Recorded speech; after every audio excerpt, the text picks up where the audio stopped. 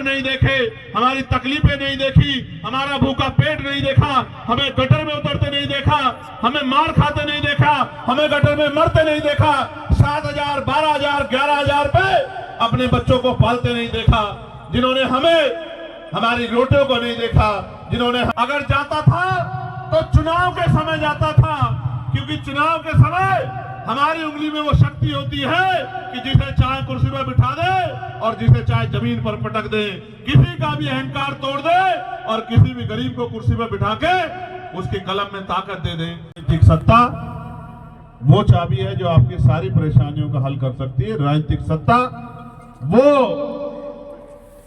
सुनहरी चाबी है जो आपकी सारी परेशानियों का रास्ता खोलकर आपकी जिंदगी को आसान कर सकती है।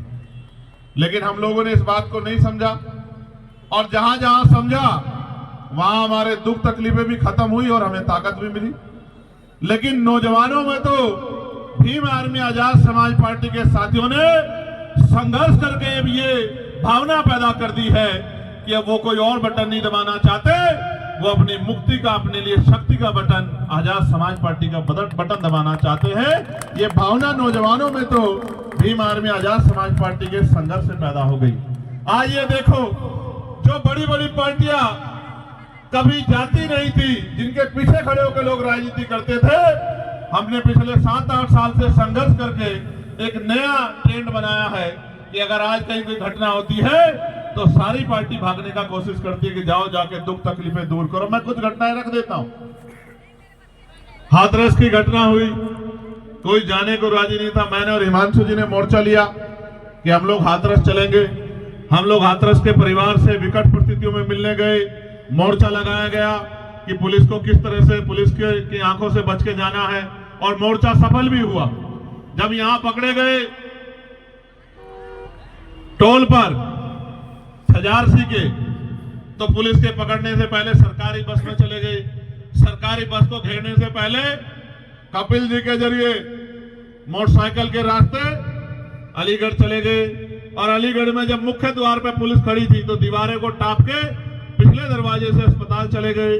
और फिर जब यहाँ हमारी बच्ची जो है, हमारे डिमांड पे हमने कहा एम्स ले आओ, एम्स की बजाय सफदरजंग लाई गई, तो सफदरजंग में जब उसके साथ अन्याय हुआ, उसकी जान चली गई और हम लोगों ने मोर्चा लिया, तो हमसे वादा करके पुलिस ने वादा खिलाफी की और हम लोगों को गिरफ्तार कर दिया और उस बच्ची का शव जो है जाके जला दिया। आप देखो, उससे पहले कोई जाता था क्या हमारी बस्तियों में? अगर जाता था तो चुनाव के समय जाता था, क्योंकि चुनाव के समय हमारी उंगली में वो शक्ति होती है कि जिसे चाहे कुर्सी पर बिठा दे और जिसे चाहे जमीन पर पटक दे, किसी का भी अहंकार तोड़ दे और किसी भी गरीब को कुर्सी पर बिठा के उसके कलम में ताकत दे दे। ये शक्ति हमारे पास डॉक्टर अंबेडकर के संविधान से हमें वोट के रूप में मिली है। तो जाते तो थे लोग, लेकिन तब जाते थे जब हमारी जरूरत उनको होती थी, जब उनकी जरूरत हमें होती थी तो हमसे मुंह फेर लेते थे। ये ट्रेंड अगर आज बदला है, चाहे संभल का मामला हो, चाहे हाथरस का मामला हो, और चाहे यही मैं नागल की गवाही देता हूं कि जब नागल में 9 साल की हमारी बच्ची पर जुल्म हुआ तो किसी की आंखों में आंसू नहीं आए। सबसे पहले हमारी टीम ने मोर्चा लिया, और जब हमारी टीम ने मोर्चा ले लिया तो यहाँ के मुख्यमंत्री की भी नींद खुली। उन्होंने कहा मैं भी जाऊंगा, और कांग्रेस के एक बड़े नेता ने कहा कि मैं भी जाऊंगा। मैंने कहा था वहां जाके कि अब चंद्रशेखर आजाद आ गया है, अब आप देखना कि हर नेता को लगेगा कि वहां जाना चाहिए। जो मीडिया भी उस घटना को नजरअंदाज कर रही थी, आपकी शक्ति के सामने मीडिया ने भी कहा कि अन्याय हुआ और उनको जेल जाना पड़ा। ये बात मैं आपसे इसलिए कह रहा हूं कि मैंने अवसर रातें बिताई हैं, चाहे शाहीन बाग का आंदोलन हो या जामिया के बच्चों पर जब लाठियां पड़ी उनका आंदोलन हो, जिसके सामने हेडक्वार्टर का घेराव करके। और एक बात जो मुझे हमेशा याद रहती है कि जब हम रात को हेडक्वार्टर पे गए थे तो कुछ घंटों के बाद हमने जब वहां से चलने की कोशिश की तो एक भाई ने और एक बिटिया ने मेरा हाथ पकड़ लिया और मुझसे कहा कि भैया आप मत जाना, सब चले जाएं, आप मत जाना। तो सिकंदर साहब, मैंने कहा कि क्यों नहीं जाना?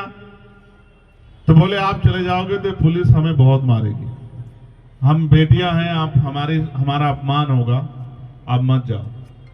और मैंने हिमांशु जी से कहा कि भाई अब क्या करें? तो बोले करना क्या है कि अब यहाँ रहना है, इनकी रक्षा करनी है, यही तो काम हम लोग करते हैं। तो फिर हमने गाड़ी मंगाई और गाड़ी के ऊपर हम लोग लेट गए। ठंड का मौसम था, 0 डिग्री टेम्परेचर जा रहा था। तो रात को 3 साढ़े 3 बजे तक उस पर बैठे रहे। 3 साढ़े 3 बजे तक जो है आंदोलन करते रहे, और जब तक वो बच्चे नहीं छूटे और पुलिस ने जामिया को नहीं छोड़ा तब तक लड़ते रहे। और जब सब बच्चों को छोड़ दिया जो पकड़े थे, तब उसके बाद हमने वहां से निकलने का काम किया। इसी दिल्ली में गुरु घर का आंदोलन हुआ। इसी दिल्ली में लाखों लोग आए, 96 लोग अरेस्ट हुए, पुलिस ने लाठियां बजाई और 66 दिन तक जेल काटनी पड़ी। और पहली बार ऐसा हुआ 2 अप्रैल 2018 के बाद कि सुप्रीम कोर्ट को अपना फैसला वापस लेना पड़ा और गुरु घर की उस जमीन को खाली करनी पड़ी, जिस जमीन को उन्होंने कह दिया था कि जमीन आपको नहीं मिलेगी। उस जमीन का भी आंदोलन लड़ा। वो हमारी गुरु घर की जमीन है, हमारे लिए वो शक्ति स्थल से कम नहीं है। हमने यहाँ जमा मस्जिद का आंदोलन भी लड़ा। सब लोग कहने लगे कि साहब छोड़ दो, पुलिस गिरफ्तार करेगी। तो मैंने कहा गिरफ्तार करेगी तो कहां ले जाएगी? जेल ही तो ले जाएगी, इसके अलावा कहां ले जाएगी? तो जेल गए। अब जेल गए, लाठियां भी खानी पड़ी। अब पुलिस सरकार की होती। अभी अब केंद्र में हम लोग नहीं है, यहाँ की पुलिस केंद्र सरकार के अधीन है। जिस दिन हम लोग केंद्र में होंगे तो वो बेचारे हमारे हिसाब से काम करेंगे। तो बहुत नुकसान उठाना पड़ा, जेलें काटनी पड़ी निर्दोष होते हुए। पुलिस से कोर्ट ने पूछा कि बताओ चंद्रशेखर का अपराध क्या है? वो तो वकील आदमी है। तो उन्होंने कहा साहब इन्होंने भड़काऊ भाषण दिया। कि भड़काऊ भाषण क्या था दिखाओ। अब क्या कहा था? कुछ नहीं, मैंने वहां कहा कि प्रस्तावना संविधान की पढ़ रहे हैं कि ये संवैधानिक देश है और इसमें सभी के बराबर के अधिकार हैं, संविधान की प्रस्तावना ये कहती है। तो उन्होंने कहा साहब भड़काऊ भाषण कहा सुनाओ। तो सुनाने कुछ था नहीं। कहा साहब रिकॉर्ड नहीं कर पाए। बोले ये दिल्ली की पुलिस है, देश की राजधानी की इतनी हाईटेक पुलिस, ये रिकॉर्ड नहीं कर पाई तो कौन रिकॉर्ड कर पाएगा? तो मैं ये बात आपको इसलिए बता रहा हूं कि जब तक हम पे शक्ति नहीं होगी तब तक हमें दूसरे की तरफ आंख उठा के देखना पड़ेगा, इंतजार करना पड़ेगा और हाथ फैलाना पड़ेगा। और वही मिलेगा जो मिलता आया। और मिलने वाले की बात जान लो कि जब आप किसी की तरफ हाथ फैलाते हो तो वो नहीं देता जो आपको चाहिए, वो देता है जो उसकी जेब में होता है और जिसको वो आपको देना चाहता है। और मेरे शब्दों में तो सुनो, वो छूटन देता है आपको। आपकी इच्छा होती है 1 रुपए की तो वो 5 पैसे देता है, 10 पैसे देता है। आपकी भावनाओं का सम्मान नहीं रखता। लेकिन जब बाबा साहब अम्बेडकर संविधान में हमें वोट का अधिकार देके गए हैं और इस वोट की शक्ति के आधार पे राजा महाराजा बड़े नेता जिन्होंने हमारी बस्तियां नहीं देखी, जिन्होंने हमारी परेशानियां नहीं देखी, हमारे घर नहीं देखे, हमारी तकलीफें नहीं देखी, हमारा भूखा पेट नहीं देखा, हमें गटर में उतरते नहीं देखा, हमें मार खाते नहीं देखा, हमें गटर में मरते नहीं देखा, 7,000, 12,000, 11,000 पे अपने बच्चों को पालते नहीं देखा, जिन्होंने हमें हमारी रोटियों को नहीं देखा, जिन्होंने हमारे खाली बर्तनों को नहीं देखा, जिन्हें आज भी हमसे गैर बराबरी का एहसास होता है, वो भी हमारे बीच में आते हैं, हमारी माओ के पैर छूते हैं, हमारी बहनों का हाथ पकड़ के कहते हैं कि आप मेरी बहन हो, हमारे घरों में आते हैं, हमारे बीच में बैठ के खाना खाते हैं, हमारे गिलास में पानी पीते हैं। कभी कभी गिलास अपना ले आते हैं लेकिन पानी पीते हैं, बर्तन अपने लिए आते हैं, खाना अपना ले आते हैं, हमारे बीच में बैठ के खाते हैं। ये साबित करने की कोशिश करते हैं कि हम आपके हितैषी हैं। लेकिन जब आप पे जुल्म होता है, जब आपके अधिकार छीनते हैं, जब आप कहते हो कि ठेका नहीं होना चाहिए, संविदा नहीं होनी चाहिए, पक्की नौकरी होनी चाहिए जो संविधान कहता है, समान काम समान वेतन होना चाहिए, तो तब वो सब लोग घर भाग जाते हैं। मैं घटना और बताता हूं। कोरोना काल में मुख्यमंत्री जी ने घोषणा की कि हर कोरोना वॉरियर को 1 करोड़ रुपए मिलेगा। क्यों भाई, यही थी ना घोषणा? एक हमारा सफाई कर्मचारी भाई जिसका जीवन खत्म हो गया, उसके परिवार के पास हम गए, हमने कहा भाई मोर्चा निकलेगा। अब मोर्चे से बड़ी डरती है सरकार, मोर्चा निकलेगा। घोषणा हुई तो सरकार के लोगों ने बुला लिया, हमने उसको वादा किया कि एक नौकरी दिलाएंगे और 1 करोड़ रुपया दिलाएंगे जो आपका अधिकार बैठता है। सरकार ने उनको नौकरी दे दी चुपचाप और 10 लाख रुपए दे दिए और उससे कहा कि चुप हो जाओ, घर में जाके बैठ जाओ। हमने इनसे कहा कि मोर्चा निकालेंगे चलो, तो बोले वो तो लड़ ही नहीं रहे। तो मैंने कहा क्यों नहीं लड़ रहे हैं? उन्होंने ये भी बहुत है, आपके जाने से ये मिल गया। यही दिल्ली में नए साल पे एक बेटी को घसीटा गया था, आपको याद होगा, 10-11 किलोमीटर बवाना में। उसके परिवार के साथ जाके उसके ऊपर हुए जुल्म की लड़ाई हम लोगों ने लड़ने का काम किया। तो हमने कोशिश की आपकी आवाज बनने की।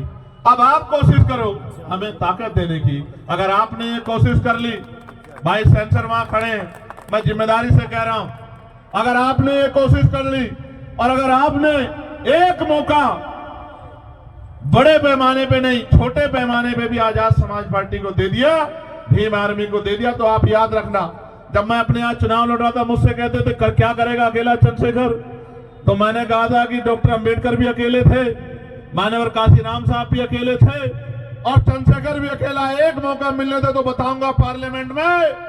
अगर इस नीले पटके वाले ने अपनी अलग पहचान ना बनाई तब आप कहना। और आज आप देखो कि पार्लियामेंट जब चलती है, मैं आसिया गया, इटली गया, मैंने एक संकल्प किया था पूरा करने का। हमारे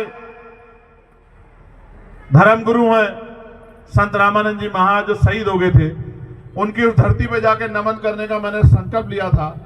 मैं वहां गया, वहां की बहनों माओ से मिला, सोच रहा था क्या जानती होंगी मुझे, तो बोलती है कि भाई हम अपने फोन में संसद टीवी देखते रहते हैं कि कब हमारा भाई पार्लियामेंट में हमारे लिए बोलेगा।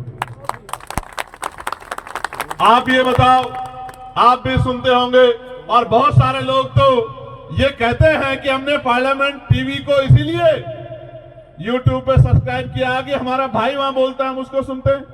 आप ये देखो, भोजन माता, आशा, आंगनबाड़ी, सफाई कर्मचारी, ठेके पे कर्मचारी, सरकारी कर्मचारी, दिल्ली सिविल डिफेंस वाले, कोई ऐसा पुलिस के लोग, दिल्ली पुलिस हो चाहे देश की पुलिस, उनके मॉडर्नाइजेशन की बात, होमगार्ड की, ग्राम के चौकीदार की, सब लोगों की बात, नौजवानों की बात, रोजगार की बात, महंगाई पे मार की बात जो जनता पे पड़ रही है, सारी आवाज हमने पार्लियामेंट में उठाने का काम किया। और आज ये हालत है कि कल तक कोई जो जय भीम नहीं बोलता था, इस अब मैं पार्लियामेंट में जाता हूं तो ऐसा लगता है सारे जय भीम वाले हो गए, इधर वाले भी और इधर वाले भी। एक दिन तो मैं गया, अभी एक विवाद हुआ तो मैं गया तो वहां के कर्मचारी आए मेरे पास, महेंद्र बेटा कुछ लिख रहा था, बोले आज तो आपकी पार्टी के बहुत सारे सांसद आए हैं। तो मैंने कहा कि यार अभी तो चुनाव भी नहीं हुआ, सांसद कहां से बन गए बहुत सारे? तो बोले बहुत सारे लोग नीला पटका पहन के घूम रहे हैं। तो मैंने कहा नीला पटका पहन के तो बहुत लोग आएंगे, जय भीम का नारा भी बहुत लोग लगाएंगे, लेकिन जब आपको जरूरत होगी और आपकी तरफ आंख उठेगी और आपके अधिकारों पे हमला होगा तो सिर्फ भीम आर्मी और आजाद समाज पार्टी आएगा। वही असली नीले वाला है, वही असली नीले को आगे बढ़ाने वाला है। तो मैं बस आपसे कहना चाहता हूं, अब तक आपने सबको मौका दिया, सबका हाथ पकड़ा, सबको आगे बढ़ाया, सबकी आवाज आप बने, सब पे भरोसा किया। एक मौका आपको हमारे इन काम करने वाले साथियों को भी देना चाहिए। और अगर आपने एक मौका इनको दे दिया, मैं आपको लिख के देता हूं कि ना फिर आपको किसी और झंडे की जरूरत पड़ेगी, ना डंडे की जरूरत पड़ेगी, ना नेता की जरूरत पड़ेगी, क्योंकि नेता मां के पेट से जन्म नहीं लेते, नेता संघर्ष से पैदा होते हैं। और भीम आर्मी ने संघर्ष करके नेता तैयार किए हैं, जिनको कल तक नकारा जाता था, आज उनको बड़े बड़े नेता फोन करके कहते हैं कि हम पे अपना आशीर्वाद बना के रखना। मैं बस आपसे कहना चाहता हूं, अच्छी बात यह है कि मेरे लोकसभा क्षेत्र के भी बहुत सारे लोग जो नगीना छोड़ के आगे, वो भी मुझे रास्ते में मिले, वो भी यहाँ रहते हैं। अब उन पे तो मुझे भरोसा है कि वो मेरा साथ छोड़ ही नहीं सकते। मैं यहाँ से नगीना के साथियों का भी धन्यवाद देता हूं और मैं आपसे ये भी कहना चाहता हूं बहुत जिम्मेदारी के साथ कि सड़कों की लड़ाई हम लड़ते रहेंगे। इसका उदाहरण यह है कि 1 तारीख को हम भीमा कोरेगांव गए, 2 तारीख को परभनी में जो हिंसा हुई उन हिंसा के परिवारों से मिले, 3 तारीख को बागपत में जो जुल्म हुआ, जिस बच्चे ने पार्लियामेंट के सामने आके सुसाइड कर लिया क्योंकि उसको न्याय नहीं मिल रहा था, वहां की भाजपा सरकार कहती है हम सबके साथ सबके विकास की बात करते हैं, लेकिन जब हमारे लोगों पे जुल्म होता है तो विकास भी गायब हो जाता है और सबका साथ भी खत्म हो जाता है। उनको न्याय नहीं मिलता। 3-3 साल पार्लियामेंट के सामने आके उस बच्चे ने अपने आप को आग लगा ली और 70% जल गया और अस्पताल में उसने दम तोड़ दिया। आखिरी लाइन उसकी ये थी कि मेरा भाई मुझको न्याय दिलाएगा। तकलीफ होती है, दर्द होता है कि उतनी शक्ति नहीं है, लेकिन मैं आपसे कह रहा हूं, अभी मैं परभनी गया, वहां सोमनाथ सूर्यवंशी की पीट पीट के पुलिस ने हत्या कर दी और उसके गम में हमारे एक नेता वो गाड़े साहब उस दुनिया में नहीं रहे, महिलाओं को पीटा, नौजवानों को पीटा, बहनों को पीटा, घर में घुस के बच्चियों को पीटा सरकार के इशारे पे। तो हमने कहा 17 से मोर्चा निकलेगा। आप शक्ति देखो किसे कहते हैं।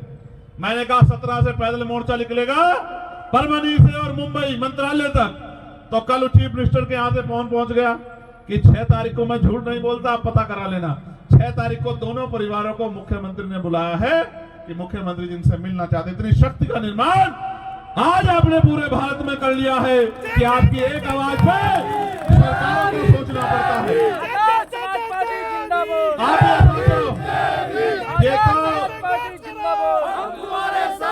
ये तो तब है जब अभी संवैधानिक शक्ति उस पैमाने पे नहीं है। आप ये सोचो जिस दिन संवैधानिक शक्ति होगी। और उत्तर प्रदेश में तो मैं चैलेंज करके कहता हूं, जिस तरह की मेहनत उत्तर प्रदेश के साथी कर रहे हैं, 27 के चुनाव में हम वहां की सत्ता आपके चरणों में लाके रख देंगे। इस बात का भी मैं आपको विश्वास दिलाता हूं। लेकिन मैं आपसे कहना चाहता हूं कि आपका आशीर्वाद भी हमें मिलना चाहिए। मिलना चाहिए, नहीं मिलना चाहिए? देख लो, मदद करोगे नहीं करोगे? नहीं, दोनों हाथ उठा के बताओ। नहीं, दोनों हाथ से बात नहीं बढ़ेगी। अपनी अपनी जगह पे खड़े होके बताओ, मदद करोगे नहीं करोगे? अच्छा, एक मिनट बैठ जाओ। आखिरी बात बता देता हूं, ये मेरे कान में इन्होंने कुछ कहा। आप देखो, मीडिया के साथी भी यहां खड़े, रिकॉर्ड कर लेना। जितनी योजनाएं सारी सरकारें चला रही हैं, दोबारा कह रहा हूं, फ्री बिजली, फ्री पानी, फ्री ये और भी कुछ टैक्सेस, उनकी सारी योजनाएं, और उन योजनाओं पे भी प्लस करके, मैं किसी की योजना ना गिनाता, मैं संवैधानिक शक्ति को समझता हूं। ये जो बजट है ना, जो आपके ऊपर लग रहा है, ये बजट आप ही की जेब से गया टैक्स के रूप में। आपका पैसा आपके ऊपर लगाना कोई बहुत बड़ा काम नहीं। अब तो चुनाव आएगा तो बहुत लोग ही पोल खोलने का काम करेंगे। एमसीडी वाले क्या कर रहे हैं, दिल्ली सरकार वाले क्या कर रहे हैं, बहुत लोगों की बात बताएंगे आपको। लेकिन आप ये सोचो, जितना ये आपको आज कह रहे हैं कि हम देंगे और दे रहे हैं, मैं इससे 4 गुने की गारंटी देता हूं, क्योंकि हमें कोई पैसा घर नहीं लगाना, अपने घर में नहीं लगाना, आपके लिए आपका पैसा आप ही के ऊपर लगाना है। तो जो ये दे रहे हैं, इसके 4 गुने की गारंटी मैं आपको देता हूं। मैंने मांग की प्राइम मिनिस्टर से कि उच्च शिक्षा में स्कॉलरशिप मिलनी चाहिए। दिल्ली के मुख्यमंत्री ने पढ़ लिया, उनकी रिसर्च टीम ने अगले दिन उन्होंने कहा, मैं बहुत बड़ी घोषणा बाबा साहब अम्बेडकर पे करना चाहता हूं, कल इस समय करूंगा। हमारे साथियों ने कहा कि मुख्यमंत्री जी को घोषणा, हमने कहा हमारा चार्ट उठा लो, 12 घोषणा में से एक घोषणा उसमें से ही होगी। तो कहा बाबा साहब अम्बेडकर शिक्षा को बड़ा महत्व देते थे, तो उस शिक्षा में हम लोग स्कॉलरशिप देने का काम करेंगे। मगर अब देखो कितने तेज है, गौर से सुनो, वो अपना एडमिशन करवा ले तो उनको बाकी सारी मदद हम लोग करेंगे। भाई ये बताओ, 12वीं तक के स्कॉलरशिप देके डॉक्टर बना दोगे क्या, इंजीनियर बना दोगे क्या, वकील बना दोगे क्या, जज बना दोगे क्या, क्या बना दोगे? बेवकूफ तो बना सकते, क्योंकि हाई स्कूल इंटर तो हमारा मरा गिरा आदमी भी रूखी सूखी खाके अपने बच्चों को करा ही देता। अगर करना है इस देश में, जो बाबा साहब अम्बेडकर कहते थे आपको बिजली फ्री दे देंगे, पानी फ्री दे देंगे, रोटी अनाज दे देंगे, लेकिन आपके बच्चों को एजुकेशन नहीं देंगे, क्योंकि एजुकेशन सवाल को जन्म देती है। और जिस दिन आपके बच्चों को शिक्षा का अधिकार मिल गया और मुफ्त शिक्षा मिल गई और गुणवत्तापूर्ण शिक्षा मिल गई, आप याद रखना, आपका रास्ता कोई नहीं रोक सकता। इसका उदाहरण डॉक्टर बाबा साहब अम्बेडकर है कि ये ना चाहते हुए भी बाबा साहब अम्बेडकर संविधान सभा में भी गए और कानून मंत्री भी बने। इसलिए मैं आपको कहना चाहता हूं, मैंने पार्लियामेंट में कहा था कि समान शिक्षा पॉलिसी लागू कर दो। मैं सत्ता पक्ष को भी कह रहा हूं, विपक्ष को भी, अगर आप इतने अच्छे हो तो करो समान पॉलिसी लागू। अगर बाबा साहब समान शिक्षा पॉलिसी लागू, अगर बाबा साहब अम्बेडकर को नेता मानते हो, बाबा साहब अम्बेडकर की बात को मानते हो, समान हेल्थ पॉलिसी लागू करो कि गरीबों का इलाज भी, क्या तो सारे प्राइवेट स्कूल अस्पताल गरीबों के लिए भी खुले मुफ्त में, या सबका इलाज सरकारी अस्पताल में हो और इलाज बेहतर से बेहतर होना चाहिए कि पैसे की कमी कारण किसी की जान ना जाए। होना यह चाहिए कि गरीब के बच्चे को एजुकेशन वो कभी तक ले, गुणवत्तापूर्ण एजुकेशन, और वो इतने कम दामों में मिलनी चाहिए किसी की जेब ना कटे। हमने तो देखा अपने आप से कि बड़े स्कूलों में, प्राइवेट में हमारे लोग हिम्मत करके भेजते हैं। मेरी माएं पेट पे कपड़ा बांध लेती हैं, एक टाइम का भोजन काट के अपने बच्चों को पढ़ाती, क्योंकि बाबा साहब कह के गए थे। लेकिन सच ये है कि ये सारे काम आपके आसान हो सकते हैं अगर आप अपनी राजनीतिक ताकत बना लो। मैं ये महसूस करता हूं आप सब कुछ सीखे बाबा साहब से, बस ये अपनी उंगली का सही प्रयोग करना नहीं सीख पर, जो सबसे आसान काम, इस उंगली का सही प्रयोग करना सीख लो। आपके बच्चों के और आपके तरक्की के रास्ते खुलने में बहुत देर नहीं लगेगी। आप यहां आए,